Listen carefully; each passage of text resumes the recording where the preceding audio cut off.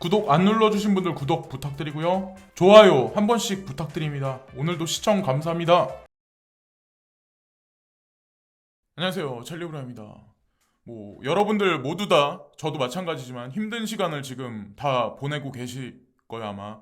그리고 어저께 이벤트적인 어떤 이벤트 아닌 이벤트가 지나갔는데 오늘 이제 영상에서는 여러분들이 이제 투자하고 계신 코인들에 관해서 이제 한번 쓱 훑으면서 이제 말씀을 드릴 건데, 첫 번째는 디지털 커런시 그룹의 자회사 중에 하나인 코인데스크 미디어사죠. 근데 여기에 이제 인디아의 비기스트 크립토 익스체인지, 그러니까 인도에서 가장 큰 거래소라는 어떤 칭했어요. 근데 이게 와지어 X 거래소를 칭하는 거거든요. 근데 코인데스크에서 이렇게 얘기를 했다는 게 사실상 어떤 의미가 있는지는 모르겠는데, 그리고 여기 나와 있는 거대로 2021년에 트레이딩 볼륨이 크게 이제 점프했는데 이게 17배가 올랐다. 그러니까 어마어마한 가입자가 늘어난 거죠. 예, 볼륨량이 많이 늘어난 거고, 그리고 비트코인 외에 그 다음에 많이 이제 거래를 했던 게 테더코인, 그리고 도지코인, 시바이누, 그리고 WRX, 와지어 X 코인, 그리고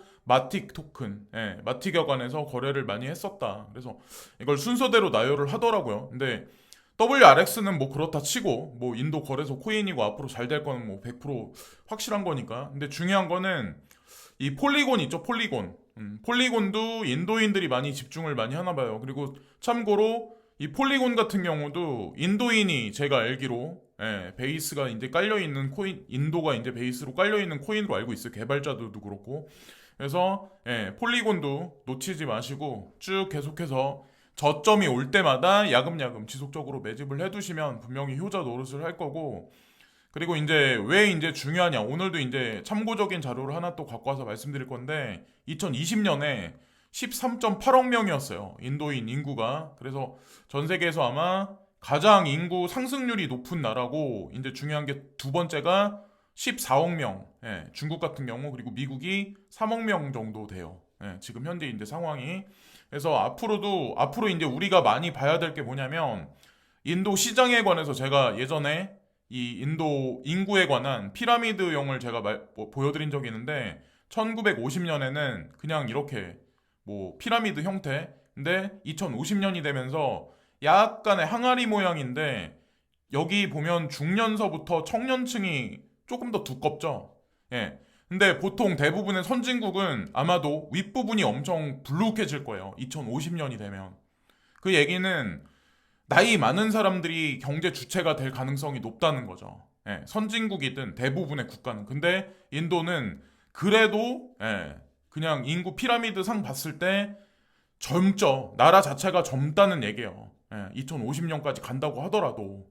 그래서 GDP, GNP 상에서 엄청나게 이제 상승할 건 뻔하게 이미 대형 글로벌 마케팅 회사나 아니면 블랙록이나 버트 파이낸셜 이런 데서도 다 전망치를 이미 발표를 했었고, 일본 같은 경우는 1950년대 똑같아요. 자, 여기 보시면은 거의 비슷해요. 근데 인구 수만 많지 위험하죠. 2050년이 되면서 이렇게 윗부분이 불룩해져요.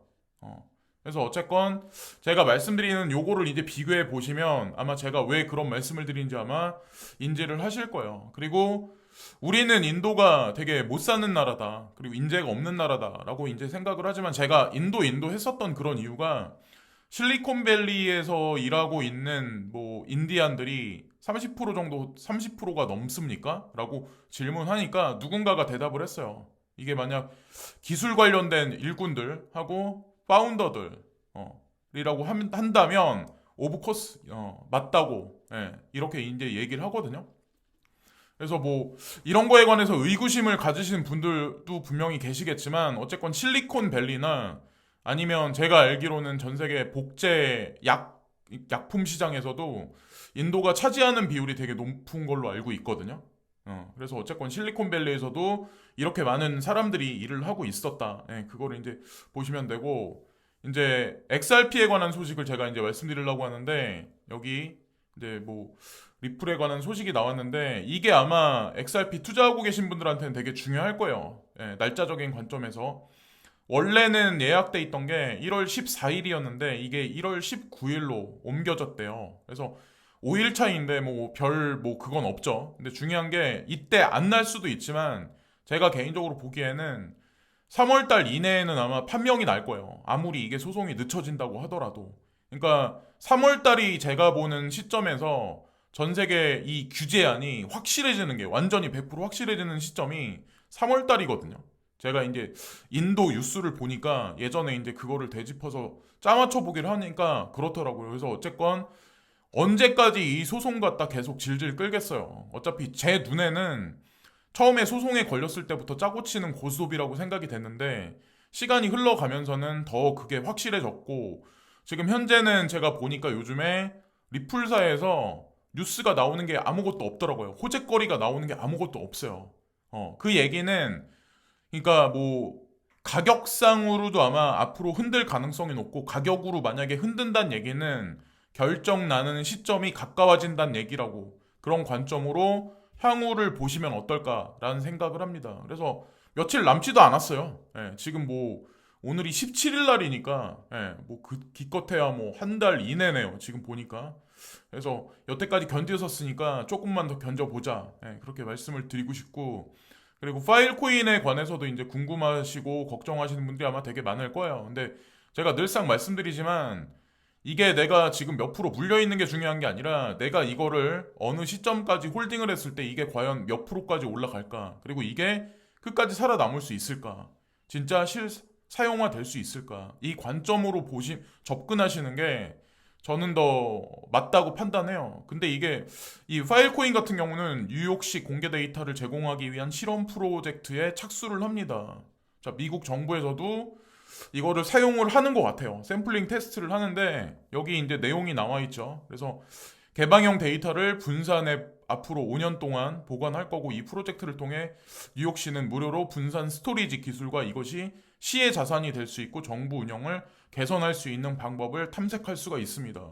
예, 정부에서 진행하는 공공 프로젝트에 파일 코인이 개입이 돼 있다. 더 이상 여기다 대고 얘기를 할 필요가 과연 뭐가 있을까요? 그리고 우리나라도 KT 같은 경우도 그 뭐 데이터망이 갑자기 막 화재가 나가지고 뭐 그 사용을 못한 적이 있었잖아요. 근데 미국에서도 올 10월에 페이스북 중단으로 인해 통신 및 비즈니스를 위해 페이스북에 의존하는 전 세계 35억 명이 넘는 사람들이 네트워크에 완전히 액세스 할 수가 없었습니다. 근데 지금 파일 코인이 지금 움직이는 기술적인 어떤 그런 면은 이런 게 없다.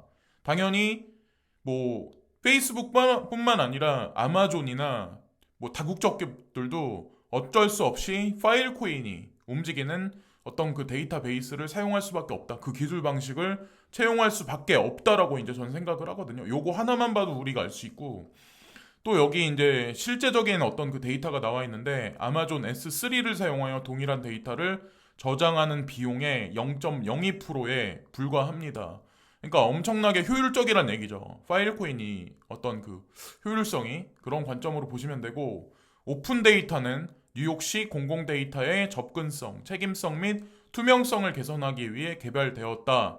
이는 뉴욕시 기관 및 기타 파트너가 게시한 데이터를 공개적으로 사용 가능하게 한다. 뭐 이런 어쨌건 뭐 정부하고 관련해서 뭐 프로젝트를 진행한다. 뭐 이런 얘기가 있고 이거는 뭐 코인하고 이제 번 외적인 얘기인데 요즘에 이제 뭐 기상이변 얘기가 되게 많이 미디어상에 나오잖아요. 근데 오늘 아침에 이제 제가 새벽에 보다 보니까 얼마 전에 미국 그 중심부를 강타하는 가로지르는 그 토네이도 사건이 발생됐었잖아요. 아직 뭐 그게 다 회복이 안 된 상황임에도 불구하고 기상청에서 토네이도가 또 발생할 가능성이 높다라고 지금 경계 경보를 발령을 했어요. 그래서 지금 뭐 북미 쪽, 특히나 이제 미국 쪽에 보면 온난화가 계속 가속화돼서 이 토네이도가 또다시 발생할 가능성이 높다.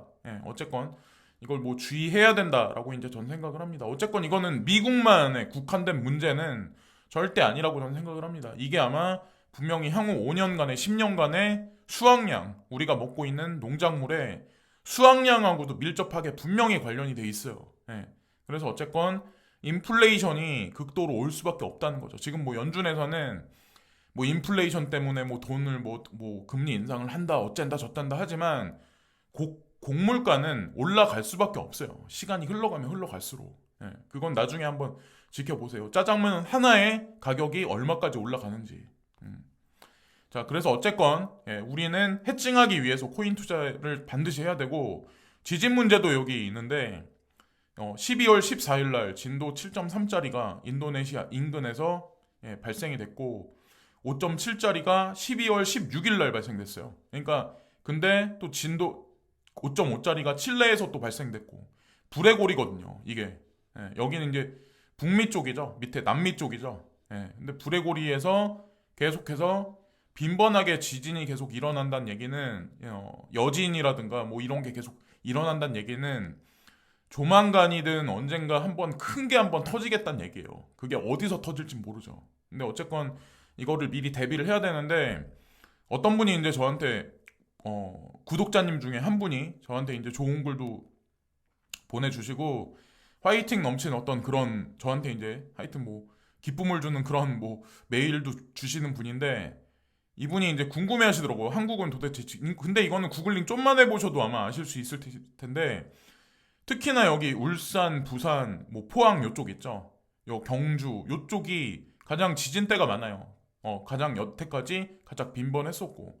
근데 또한 중요한 게 이쪽 서쪽도 마찬가지로 좀 위험한 것 같아요. 그리고 하다못해 수도권 같은 경우도 안심할 수 없는데, 여기 중앙부 있죠. 여기만 지진이 많이 안 났었던 것 같아요. 어쨌건 이것도 참고적인 관점으로 보시면 되고, 제가 좀 전에 이제 말씀드렸다시피 뭐 부산, 울산, 뭐 포항, 경주 다 마찬가지로 다 어떻게 보면은 향후 지진이 만약에 발생한다면 위험률이 좀 올라갈 가능성이 높고, 예전에 제가 해운대라는 영화를 본 것 같은데, 그런 영화가 나왔을 때는 사실 아무 과학적인 근거가 없을 때 그런 영화가 만들어지진 않거든요. 그래서 어쨌든 부산에 사시는 분들 중에는 뭐 별거 아니게 치부하시는 분들도 분명히 있으실 테지만, 이런 걸 한번 이제 경각심을 한 번쯤 가져봐야 할, 늦지 않은 시점에서 그럴 시기가 아닐까라고 생각합니다. 뭐 하여튼 그래요. 여기 나와 있는 거대로 요걸 기반으로 해서 내가 향후에 어디로 이사를 가야 될지 결정하시는 것도 제가 보기에는 나쁜 판단은 아니라고 생각합니다. 그리고 바이빗 거래소가 어느 정도 인지도가 있는지 모르겠는데, 뭐 여기 호라이젠이 지금 리스트업 됐다 이런 얘기가 있더라고요. USDT 마켓에. 그래서 뭐 어쨌건 여러분들이 국내 마켓에 뭐 상장되는 그런 걸 이제 뭐 많이 기다리시겠지만, 제가 이제 개인적으로 보기엔 지금 현재 시점에서 법적으로 아무 그런 게 없을 거예요. 왜냐면 코인베이스에 상장이 돼 있잖아요. 근데 그럼에도 불구하고 한국 정부에서 그거를 억셉을 안 한다면 그건 말도 안 되는 거거든요. 보통 보면 미국을 기준으로 해서 모든 법들이 다 이루어지고, 인도 같은 경우도 미국에서 이제 뭐 증권거래위원회에서 만약에 뭐 그 게리 겐슬러 의장이 향후에 어떤 그 기준이 되는 뭐 확정적인 법안을 발표하면 그것에 따르겠다. 인도 정부도 어쨌건 미국을 추종하겠다라고 그렇게 얘기를 했었거든요. 그럼 당연히 한국 정부도 그렇게 할 수밖에 없는데, 코인베이스에 이미 들어갔다는 얘기는 이미 게임 오버예요. 그건 시간이 문제일 뿐이지. 어쨌건 그런 날이 반드시 올 거고 믿어 의심치 않고, 디크리드라고, 이거는 뭐 한국 분들 잘 모르실 텐데 이것도 조사를 한번 해보세요. 디크리드라고 뭐 이것도 아마 상장 폐지된 걸로 알고 있는데, 예전에 한국 시장에서. 근데 어쨌건 기술적으로는 고인물들이 많이 투자를 하고 있었던 코인 중에 대표적인 코인이에요. 디크리드, DCR 일명. 자, 조사를 한번 해보시고 코인데스크에서 이제 추려가지고 탑 10, 여기 보면은 스마트 컨트랙 플랫폼 코인들, 그러니까 뭐 이더리움과 같은 그런 코인들이죠. 이더리움이 첫 번째 55%, 그리고 BNB 11%, 솔라나, 에이다, 폴카닷, 아발란체, 루나, 마틱, 알고랜드, 그리고 스텔라 루멘, 뭐 나머지 11%다. 그래서 여기 보면 탑 10에 있는 코인인데, 여기 이름이 나와 있는 코인들이 다 나쁜 코인들은 아니에요. 이미 시장에서 검증받은 코인들이고, 그래서 뭐 호재거리가 많이 남아 있고, 뭐 그런 코인은 제가 보기에는 시장에서 마틱이 아닐까 개인적으로 생각을 합니다. 알고랜드도 나쁘지 않은 코인이에요. 어쨌건 근데 되게 의아한 건 뭐냐면, 저는 BNB가 스마트 컨트랙 코인이 아니라고 생각을 했었거든요. 근데 코인데스크에서 이렇게 정리를 했단 얘기는 그게 맞을 거예요. 그래서 그런 관점에서 한 가지 이제 말씀드리고, 이제 댓글에 이제 뭐 많은 분들이 댓글을 써주시는데 뭐 제가 아이디는 뺐어요. 뭐 괜히 뭐 비아냥거릴 분들도 있으니까 아이디를 보고 인디언 기후처럼 언제까지 지켜보기만 해야 되나요? 많은 분들이 아마 이렇게 생각을 하실 거예요. 근데 제가 이제 말씀드리고 수 있는 건 아무것도 없어요. 제가 말씀드리고 수 있는 건 지금 현재 상황에서 아무것도 없어요. 그냥 우리는 모든 것을 그냥 뉴스를 보고 판단하잖아요. 그럴 수밖에 없는 입장이고, 우리가 뭐 금융 엘리트들하고 직접적으로 뭐 전화 통화를 하는 그런 자격이 되는 사람들은 아니잖아요. 근데 만약에 내가 대안이 있다면, 내가 코인 투자 말고 또 다른 대안이 있다면, 내가 이 힘들게 이제 살아갈 수밖에 없는 세상이 오는데 그 안에서 또 다른 대안이 있다면, 또 다른 투자 수단이 있다면 거기에 투자를 하셔야죠. 인디언 기후처럼 언제까지 지켜보기만 해야 되나요? 답답하신 것 같은데 저는 그렇게밖에 말씀 못 드릴 것 같아요. 근데 밑에 조르바님이 그래도 인디언 기후제는 성공률이 100%인데 이분 말씀이 맞아요. 기다리냐 못 기다리냐 그 차이죠. 그리고 못 기다리고 힘들어하는 사람이 많아지면 많아질수록 어느 순간 불장도 다가와요. 내가 어느 순간 인내를 못하고 팔면 급등해요. 그게 언제나 코인 시장에 존재하는 머피의 법칙이에요. 대표적인 머피의 법칙이에요. 그리고 내가 조금 산 코인은 또 많이 올라. 내가 많이 가진 코인은 또 조금 올라. 아니면 폭락해. 이게 머피의 법칙이에요. 매일 잘 보고 있습니다. 코인뿐 아니라 세계 경제의 식견이 넓어지는 듯합니다. 리플 코인이 10,000달러 설계되었다는 카더라가 있는데 웅님은 어떻게 생각하시는지 궁금합니다. 저한테 이제 가격을 물어보시는데 저는 제가 말씀드리고 싶은 게 뭐냐면 저도 적지 않은 양을 가지고 있고 저도 이 코인을 사서 계속 모으고 있거든요. 다른 코인보다 더 많이 사서 모으려고 지금 하고 있는데 제가 말씀드리고 싶은 건 저는 이거를 뭐 5천 원? 만 원? 이 언저리에 뭐 점진적으로 매도를 하겠죠. 매도는 하는데 70% 정도는 그냥 내비둘 거예요. 그냥 안 팔고 비트코인 같이. 저는 그렇게 할 거예요. 제가 딱 말씀드리고 싶은 건 그렇고 그리고 이 DJ 주님이 오늘도 감사합니다. 2025년까지 지캐시 젠캐시 초특급 부자 쌉 가능 이렇게 적어주셨는데 매일 이렇게 적어주세요 댓글을. 근데 이거는 본인만의 주문이죠. 본인의 의지고. 근데 진짜 이렇게 하신다면 이렇게 하실 것 같아요. 제가 보기에 이분은. 근데 많은 사람들은 아마 이렇게 못하지 않을까. 왜냐면 지금도 가격을 보고 힘드신 분들이 아마 되게 많아요. 근데 코인 투자는 이분같이 해야 돼요. 목표를 좀 거시적 관점으로 보고 그런 관점으로 하시면 분명히 승률이 높아질 거고 김기선님이 4년째 리플 장투하고 있어요. 초창기부터 항상 응원합니다. 이렇게 적어주셨는데 제일 힘든 코인이죠. 제일 힘든 코인 몇 개가 있을 거야 아마. XRP가 있고 BK가 있고 이오스. 제가 뽑은 코인은 이거 3개인데 좀 시총 높은 코인 중에 근데 어쨌건 뉴스가 안 나오고 오르지 않고 힘들 때는 다 이유가 있는 거고 뭐 모르죠. 그건 우리가 뭐 뉴스를 보고 알 수 있는 게 아니니까. 근데 어쨌건 4년 동안 이렇게 투자하신다는 자체가 존경스러워요. 진짜 솔직히 말씀드리면 저는 소송이 걸리고 나서 조금 많이 매집을 했거든요. 그러니까 이분은 저한테 리플코인에 관해서는 선배님이죠. 그러니까 어쨌건 존경스럽고 꼭 좋은 결실 분명히 있으실 거고 덕마님이라고 XRP에 관해서 되게 좋은 글을 달아주셨는데 이 글은 공유하는 게 제가 보기에는 좋을 것 같아서 많은 분들이 XRP 투자하고 계시고 투자하실 분들한테 참고적인 관점으로 이제 보시면 되니까 그래서 제가 이제 말씀드리려고 하는데 모든 투자를 하기 전에는 미국 경제를 알아야 한다고 생각합니다. 기축통화국의 힘은 대단합니다. 금리 인상을 한다고 하면 전 세계 나라가 너도 나도 한다고 말하고 일시적인 현상이다라고 말을 하면 주식과 코인 시장은 안정감을 찾고 반등을 합니다. 정답이죠. 맞아요. 리플 코인은 소송 걸렸을 때부터 결과는 제가 생각한 대로 뻔하게 나온다고 생각하고 올인을 했습니다. 리플 코인을 알기 전 비트코인을 알아야 하고 코인을 알기 전 투자하기 전 미국 경제를 알아야 한다고 생각합니다. 다 맞으신 말씀이에요.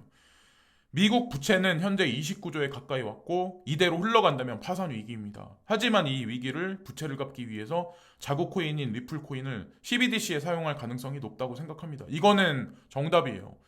예, 지금 전 세계 CBDC망하고 연결이 돼 있죠. 현재 연결을 하고 있는 와중이고 근거는 미국 SBI 은행이 리플 코인을 약 8에서 9% 사이 들고 있고 연준과 미 연방국 또한 어마어마한 양을 들고 있는 걸로 알고 있습니다. 참고로 SBI는 어떻게 보면 소프트뱅크에서 많은 지분 투자가 들어가 있기 때문에 소뱅이라고 봐도 예, 뭐 다름 없어요. 그리고 소뱅에는 많은 다국적 글로벌 기업들이 투자를 하고 있고 하다못해 싱가포르 테마섹도 소뱅에 이제 비전 펀드하고 엮여 있고 뭐 JP 모건이라든가 골드만삭스라든가 마이크로소프트 다 비전 펀드하고 엮여 있어요.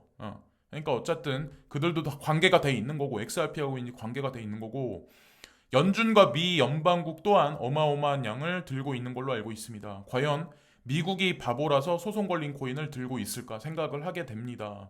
소송을 일부러 걸리게 만든 거죠. 속이기 위해서. 연극 가면 놀이를 지금 하고 있는 거라고 저는 이제 생각을 하고 뭐 소송 결과는 뻔하게 나올 거라고 저는 생각을 합니다. 그리고 리플 코인을 앞으로 4차 산업에 있어 기축통화 같은 개념으로 사용한다고 발표한다면 어마어마한 폭등이 일어난다라고 생각을 합니다. 시세 차익으로 미국 부채 파산 위기는 가볍게 넘길 것 같고 바이낸스 CEO 또한 제2의 비트코인은 리플이 될 가능성이 높다라고 판단하였지요. 미국 부채 위기를 넘길 수 있는 건 자국 코인인 리플 코인밖에 없다라고 생각합니다. 찰리님 말씀대로 저도 심심할 때마다 오르든 내리든 그냥 리플 코인 삽니다. 어차피 결과는 뻔하게 나올 것이고 소송 또한 결과가 뻔하기 때문에 결과 나오면 사야지 하시는 분들이 많으실 테시지만 나오기도 전에 이미 날아가 있을 확률이 매우 큽니다. 뭐 이렇게 좋은 말씀을 써주셨는데 100%다 맞는 말씀이고 제가 뭐 말씀만 적어주셨는데 제가 근거되는 어떤 그런 거를 이렇게 자료를 찾아서 써머리 해가지고 내일 방송에서 한번 말씀을 한번 직관적으로 좋은 자료를 보실 수 있게 한번 만들어 보면 어떨까라는 생각을 합니다. 오늘도 시청해주신 많은 분들께 고개 숙여 감사를 드리고요. 고맙습니다. 감사합니다.